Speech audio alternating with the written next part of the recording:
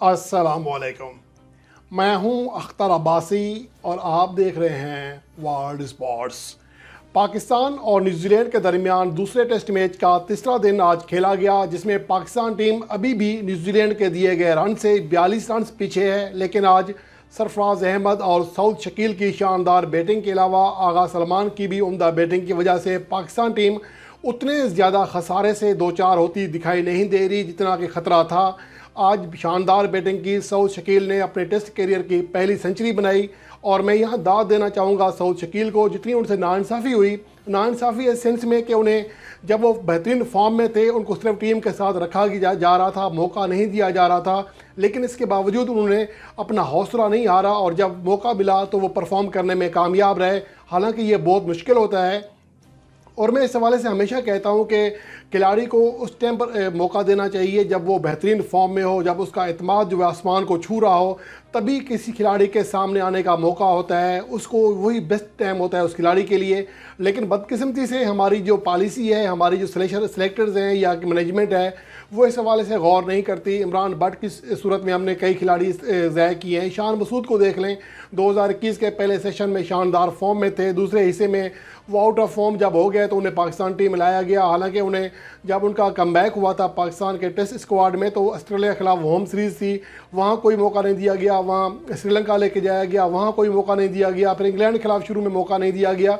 तो जब वो आउट ऑफ फॉर्म है, अब उनका एतमाद भी इस अरसे में खिलाड़ी बाहर बैठ कर उसका जो एतमाद है वो भी यकीनन ख़राब हो जाता है। तो ये बहरहाल एक बड़ी चीज़ है। सऊद शकील के हवाले से खुश आइन चीज़ है कि वो अपने नर्व पर काबू पाने में कामयाब रहे और जब उन्हें मौका मिला तो वो शानदार खेल पेश करने में कामयाब रहे। अभी वो क्रीज़ पर मौजूद हैं, पाकिस्तान की आखिरी विकेट बाकी है। लेकिन ये सवाल अपनी जगह मौजूद है कि क्या आखिरी विकेट पर पाकिस्तान टीम मज़ीद 42 रन बनाकर जो बर्तरी है जो उनकी हो सकती है न्यूजीलैंड की, वो ख़त्म कर सकेगी या नहीं कर सकेगी। इसका फ़ैसला कल का पहला सेशन करेगा। और 124 रन पर मौजूद सऊद शकील कोशिश करेंगे कि ज़्यादा रन बनाएं, ज़्यादा स्ट्राइक रेट अपने पास रखें और इब्रार अहमद को कम से कम जो है गेंदें खेलने का मौका दें। आज वो 9 गेंदें खेले लेकिन अपनी विकेट की हिफाजत करने में कामयाब रहे। मीर हमजा गोल्डन डक का शिकार हुआ है। तो बहरहाल आज सरफराज अहमद ने 78 रन की शानदार इनिंग्स खेली। उनका जो रन आउट स्टम्प था वो मुतनाज़ था।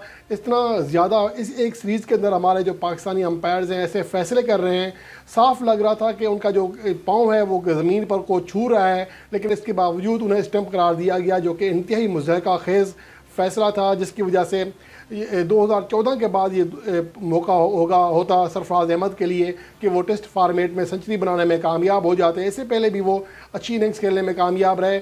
लगता ऐसा है कि अभी वो बेहतरीन फॉर्म में वापस आए हैं। हालांकि वो क़ायद-ए-आज़म ट्रॉफ़ी या हालिया जो डोमेस्टिक सीज़न चला है उसमें इतनी ज़्यादा अच्छी कारकर्दगी का मुज़ाहरा नहीं कर रहे थे, लेकिन पाकिस्तान टीम में मौका मिलते ही लगता ऐसा है कि उन्होंने अपनी तमाम तर जो कारकर्दगी है, जो सलाहियत है वो संभाल कर रखी हुई थी, एक साथ परफॉर्म करना शुरू हो गए हैं।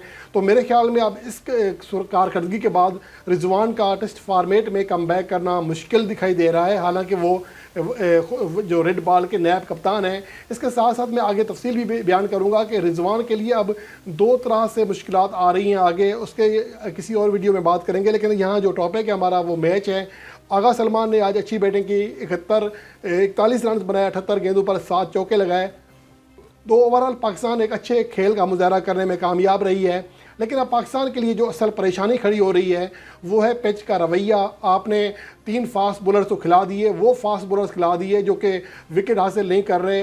इस एक इनिंग्स में नसीम शाह ने 3 विकेट हासिल की, जबकि जो पाकिस्तान के मौजूदा बॉलर्स हैं फास्ट बॉलर्स, आखिरी जो 2 टेस्ट सीरीज़ खेली गई हैं 4 टेस्ट मैचों में इतनी विकेट हासिल नहीं कर सके। तो फिर ये सवाल बनता है कि हमारे जो सिलेक्टर्स हैं या मैनेजमेंट है या कप्तान है वो किस बुनियाद पर फैसला करते हैं कि हमारे जो हमारे फास्ट बॉलर्स हैं उनके अंदर इतनी अहलियत ही नहीं है, या हमने मुतबादल के तौर पर इतने अच्छे खिलाड़ी नहीं बनाए। और फिर सोने पर सुहागा ये है कि एक तो हमारे पास फास्ट बॉलर अच्छे नहीं हैं और हम कोशिश कर रहे हैं कि ऐसी विकेटें बनाएं जिसमें फास्ट बॉलर्स को मदद मिले, स्पिनर्स को ना मिले। और आपने जैसे देखा कि पहली इनिंग्स पाकिस्तान के जो बॉलर्स हैं जदोजहद करते रहे, हत्ता कि पाकिस्तान के स्पिनर्स को भी मुश्किलात का सामना करना पड़ा। बाद में आहिस्ता आहिस्ता पिच ने सपोर्ट करना शुरू किया जैसे जैसे घास कम हुई। और आज आपने देखा कि एजाज पटेल ने शानदार बॉलिंग कारकर्दगी का मुजाहरा किया, 3 विकेटें हासिल की। इस सऊदी ने 2 विकेटें हासिल की। अब तमाम जो पाकिस्तान की आखिरी गिरने वाली विकेटें हैं ये स्पिनर्स ने हासिल की हैं اور اب مچل بریسویل کو بھی فاسٹ بولر نہیں کہہ سکتے، بس وہ آدھا تتر آدھا بٹیر ہے، نہ فاسٹ ہے نہ میڈیم ہے، درمیان بولنگ کرا رہا ہے۔ تو اوورال اب جو پچ ہے وہ مکمل طور پر سپورٹ کر رہی ہے اسپنرز کو، اس لیے ابرار احمد کا اہم کردار ہوگا۔ لیکن پاکستان کی مینجمنٹ کے اوپر، پاکستان کے سلیکٹرز کے اوپر، خود کپتان بابر اعظم کے اوپر اب یہ سوالیہ نشان موجود ہے، ان کی اہلیت کے اوپر سوالیہ نشان موجود ہے کہ ایسی پیچ پر جہاں پر اسپن آپ کا مضبوط ہو سکتا تھا اور آپ کے جو اسپنرز ہیں وہ زیادہ اچھی فارم میں تھے۔ آپ جو مثال لے لیں حالیہ عرصے میں جو پاکستان کے آخری 2 سیریز کھیلی گئی ہیں، تو پاکستان کے جو بولر تھے زاہد محمود دوسرے ٹاپ وکٹ ٹیکر تھے، ابرار احمد کے بعد اس کو ڈراپ کیا ہوا ہے، اور اب فاسٹ بولرز کو لائے جا رہے ہیں جہاں پر آپ کو سپورٹ نہیں مل رہی، آپ کے جو فاسٹ بولرز ہیں وہ فارم میں نہیں ہیں۔ اور نسیم شاہ کے حوالے سے جو بات ہوئی ہے، میرے خیال میں نسیم شاہ کی آج کی جو بولنگ کارکردگی رہی ہے اس اننگز کی وہ اچھی رہی ہے، لیکن اس کے ساتھ ساتھ یہ بھی سوال نشان موجود ہے کہ وہ شاید مکمل طور پر فٹ نہیں ہے۔ اگر وہ مکمل طور پر فٹ نہیں ہے تو کیا وہ دوسرا ٹیسٹ میچ کیسے کھیل رہے ہیں، یہ بڑا سوال نشان ہے۔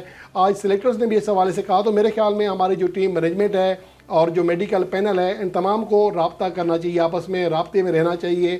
اس طرح کی چیزیں جب میڈیا میں آتی ہیں تو بہت زیادہ سوالات اٹھتے ہیں، اپنی کچھ نہ کچھ تو بندہ اپنی نااہلی چھپا ہی لیتا ہے۔ لیکن یہاں پر عجیب بات ہے، ایک کھلاڑی میچ کھیل رہا ہے پاکستان کے لیے، پاکستان کے مین فاسٹ بولر کے طور پر کریز پر موجود ہے، بولنگ کرا رہا ہے، اور دوسری جانب یہ کہا جا رہا ہے کہ ون ڈے اسکواڈ کے لیے ہم اس کو اس صورت میں منتخب کریں گے جب ہمارا جو میڈیکل پینل ہے وہ یہ کہہ دے گا کہ یہ مکمل فٹ ہے، کھیل سکتا ہے۔ ایک طرف آپ کھلا بھی رہے ہیں، تو یہ تو کسی کھلاڑی کی انجری کے ساتھ کھیلنا اس کے کیریئر کے ساتھ کھیلنے کے برابر ہے۔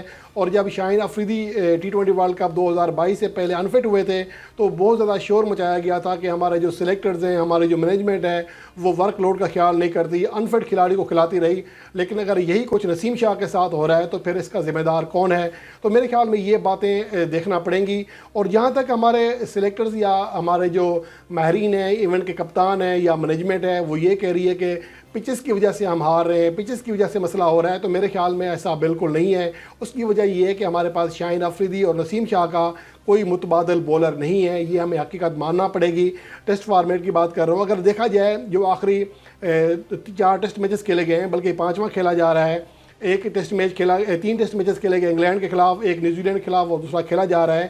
ان میں اب تک کارکردگی دیکھیں پاکستان کے فاسٹ بولرز کی، تو نسیم شاہ نے سب سے زیادہ 8 وکٹیں حاصل کی ہیں، لیکن 34.62 ان کی جو ہے ایوریج رہی ہے، 43 کا اسٹرائک ریٹ قدرے بہتر ہے۔ لیکن اس کے علاوہ جو دیگر بولر ہیں، محمد علی جنہیں پہلی بار پاکستان کی نمائندگی کرنے کا موقع ملا، وہ دوسرے ٹاپ وکٹ ٹیکر ہیں، 4 وکٹیں حاصل کر سکے، لیکن فی وکٹ کے لیے 65 رنز دیے اور 73 گیندیں پھینکی فی وکٹ کے لیے۔ اس طرح محمد وسیم جونیئر، وہ 2 ٹیسٹ میچز کی 4 اننگز میں صرف 2 وکٹیں حاصل کر سکے، 115.50 ان کی ایوریج رہی، یعنی فی وکٹ کے لیے 100 سے بھی زیادہ رنز اور لگ بھگ 180 گیندیں پھینکی، جو کہ ایک ناقابل یقین کارکردگی، اتنی بری کارکردگی ہے جس کے بارے میں آپ کوئی الفاظ نہیں مل رہے۔ اس کے علاوہ حارث روف وہ تو خیر انفٹ ہو گئے تھے، ایک اننگز کے بعد ہی 13 اوورز کرا سکے تھے۔ فہیم اشرف نے کو 4 اننگز میں بولنگ کرانے کا موقع ملا، کوئی وکٹ حاصل نہیں کر سکے۔ حسن علی اب تک 23 اوورز پھینک چکے ہیں اپنے کم بیک میچ میں، کوئی وکٹ حاصل نہیں کر سکے۔ میر حمزہ جن کے حوالے سے بہت کچھ کہا جا رہا تھا، 48 اوورز پھینک چکے ہیں لیکن کوئی وکٹ نہیں ملی ہے۔ تو یہ صورتحال ہے ہمارے فاسٹ بولرز کی۔ اس کے باوجود اگر ہم یہ کہتے ہیں کہ اس کا جو وجوہات ہیں، ہمارے جو ناکامی ہیں اس کی وجہ پچز ہیں، ہمارے جو بورڈ ہے وہ ہے، تو میرے خیال میں ایسا نہیں ہے۔ ہمارے جو مینجمنٹ ہے، ہمارے جو سلیکٹرز ہیں، ان کو کام کرنا ہوگا، ریجنز میں جا کر کام کرنا ہوگا، ٹیلنٹ نکالنا ہوگا۔